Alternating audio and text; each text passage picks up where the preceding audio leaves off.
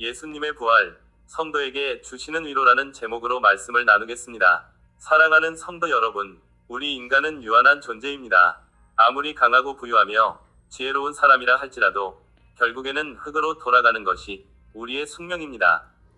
죄로 인해 찾아온 사망의 그림자는 우리의 삶 전체를 드리우며 사랑하는 이들과의 이별은 우리에게 깊은 슬픔과 절망을 안겨줍니다. 마치 깊은 밤, 앞이 보이지 않는 어둠 속에서 길을 잃은 아이처럼 우리는 죽음 앞에서 두려움과 무력감을 느낄 수밖에 없습니다. 사랑하는 성도 여러분, 오늘 우리는 예수 그리스도의 부활이 우리에게 주는 놀라운 위로에 대해 함께 묵상하고자 합니다. 2000년 전 십자가에 달려 죽으시고 장사되셨던 예수님은 성경의 말씀대로 사흘 만에 다시 살아나셨습니다. 이 역사적인 사건은 단순히 과거의 이야기가 아니라 오늘을 살아가는 우리에게 깊은 위로와 소망을 주는 복음의 핵심입니다. 부활절은 예수 그리스도의 부활을 기념하는 매우 중요한 기독교 절기입니다. 하지만 한국교회 내에서 부활절의 본래 의미를 제대로 이해하지 못하거나 그릇된 방식으로 기념하는 모습들이 나타나기도 합니다. 몇 가지 구체적인 예시를 통해 자세히 설명해 드리겠습니다. 1. 피상적인 행사 위주의 기념. 단순한 계란 꾸미기 및 나눔. 부활절의 깊은 의미를 되새기기보다는 단순히 예쁘게 색칠한 계란을 나누는 행사로만 치우치는 경향이 있습니다. 계란이 생명의 탄생을 상징한다는 피상적인 의미 부여에만 머무르고 예수 그리스도의 부활이 갖는 구원사적인 의미를 간과할 수 있습니다.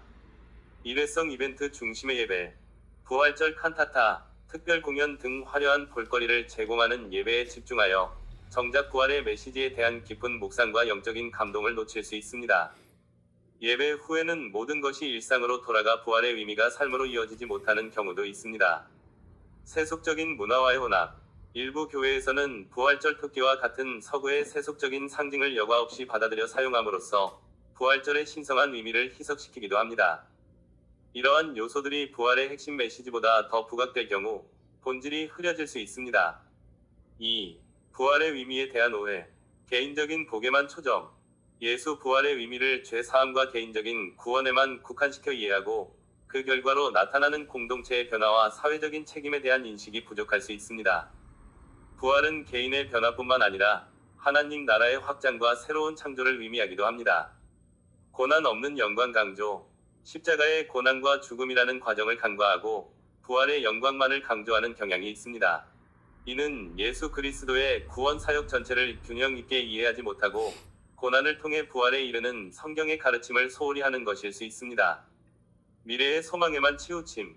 부활을 통해 주어진 현재의 능력과 변화된 삶의 가능성을 간과하고 막연한 미래의 소망에만 집중할 수 있습니다. 부활은 과거의 사건일 뿐만 아니라 현재를 살아가는 그리스도인들에게 새로운 힘과 용기를 주는 살아있는 능력입니다. 3. 형식적인 예배와 삶의 불일치. 습관적인 부활절 예배 참석. 매년 돌아오는 부활절에 습관적으로 예배에 참석하지만 그 의미를 깊이 생각하거나 자신의 삶에 적용하려는 노력이 부족할 수 있습니다. 예배는 단지 종교적인 위례로만 여겨지고 삶의 변화로 이어지지 못하는 것입니다. 부활의 능력을 경험하지 못하는 삶. 예수 그리스도의 부활은 죽음을 이기는 생명의 능력을 보여줍니다. 하지만 많은 그리스도인들이 일상생활에서 이러한 부활의 능력을 믿고 의지하며 살아가지 못하고 여전히 죄와 세상의 권세에 얽매여 살아가는 모습을 보일 수 있습니다. 사랑과 용서의 실천 부족. 부활은 하나님께서 보여주신 궁극적인 사랑과 용서의 사건입니다. 하지만 교회 공동체 안에서나 개인의 삶 속에서 서로 용납하고 사랑하며 화해하는 모습을 보여주지 못하고 갈등과 분열이 지속되는 경우가 있습니다. 이러한 모습들은 부활절의 진정한 의미를 퇴색시키고 예수 그리스도의 부활이 갖는 능력과 소망을 제대로 전달하지 못하게 합니다. 한국 교회가 부활절을 더욱 성숙하게 기념하기 위해서는 피상적인 행사를 넘어 부활의 신학적인 의미를 깊이 묵상하고 그 메시지가 개인과 공동체의 삶 속에서 구체적으로 드러나도록 노력해야 할 것입니다. 사도 바울은 고린도전서 15장 20절에서 이렇게 선포합니다. 그러나 이제 그리스도께서 죽은 자 가운데서 다시 살아나사 잠자는 자들의 첫 열매가 되셨도다. 사도 바울은 단호하게 선언합니다. 그러나 이제 그리스도께서 죽은 자들 가운데서 다시 살아나사 잠자는 자들의 첫 열매가 되셨도다. 여기서 그러나 이제라는 표현은 앞서 고린도 교회 안의 부활을 부정하는 일부 사람들의 주장을 반박하며 부활의 확실성을 강조하는 강력한 외침입니다. 첫 열매는 구약 시대에 추수한 곡식 중 가장 먼저 익은 것을 하나님께 드리는 제사를 의미합니다. 이는 앞으로 거두어드릴 풍성한 수확을 보증하는 것입니다.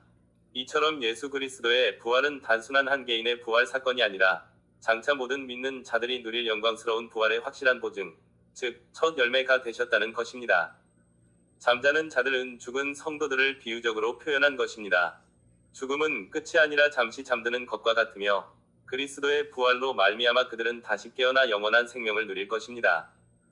예수님의 부활은 죽음의 권세를 이기시고 생명의 길을 여신 승리의 선언이며 우리에게도 동일한 부활의 소망을 심어주는 능력입니다.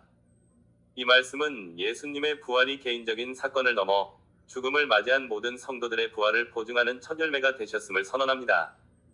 마치 농부가 첫 수확한 열매를 보며 풍성한 가을을 기대하듯 우리는 예수님의 부활을 통해 우리 또한 죽음을 이기고 부활할 소망을 갖게 되는 것입니다.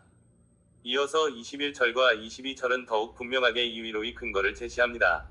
사망이 한 사람으로 말미암았으니 죽은 자의 부활도 한 사람으로 말미암았도다. 아담 안에서 모든 사람이 죽은 것 같이 그리스도 안에서 모든 사람이 삶을 얻으리라.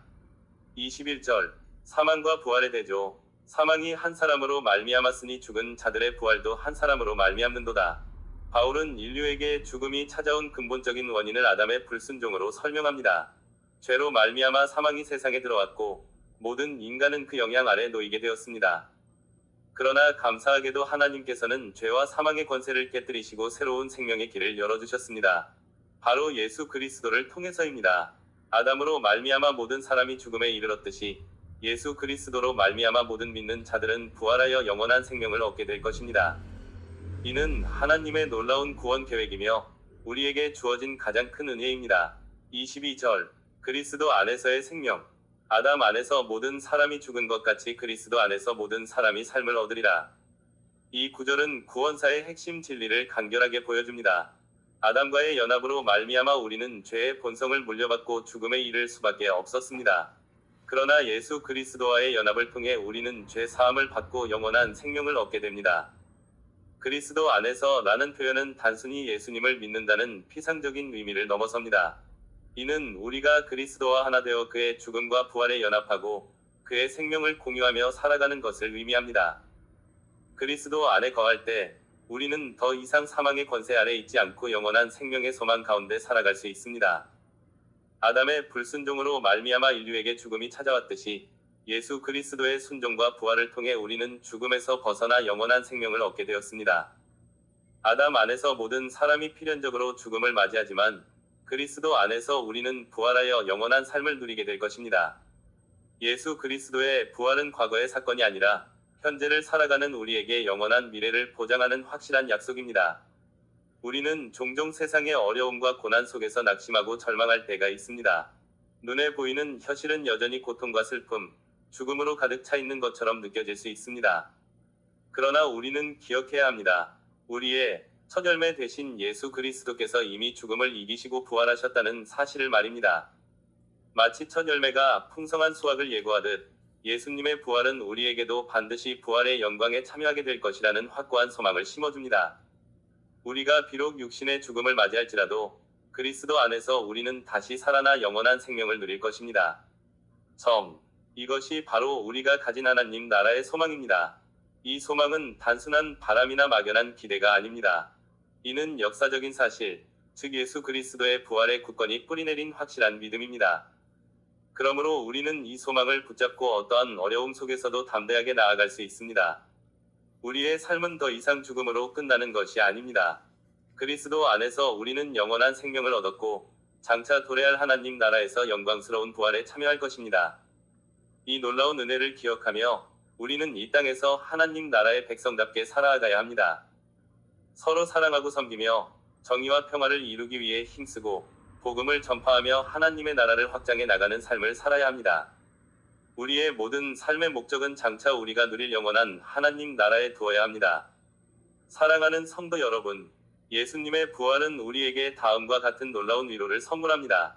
1. 죽음에 대한 두려움의 극복. 인간에게 가장 큰 두려움 중 하나는 바로 죽음입니다. 그러나 예수님의 부활은 죽음이 끝이 아니라 새로운 시작임을 분명히 보여줍니다. 우리는 예수님 안에서 죽음을 잠자는 것과 같이 여기며 다시 깨어나 영원한 생명을 누릴 소망을 가질 수 있습니다. 더 이상 죽음의 그림자에 짓눌리지 않고 담대하게 살아갈 힘을 얻습니다. 2. 현재의 고난과 역경 속에서의 소망. 이 세상에는 고난과 어려움이 끊이지 않습니다. 때로는 감당하기 힘든 고통과 절망에 휩싸이기도 합니다. 그러나 예수님의 부활은 이러한 고난이 영원한 것이 아님을 깨닫게 해줍니다. 부활하신 주님께서 우리와 함께 하시며 우리의 눈물을 닦아주시고 결국에는 모든 고난을 이기고 영원한 영광에 참여하게 하실 것입니다.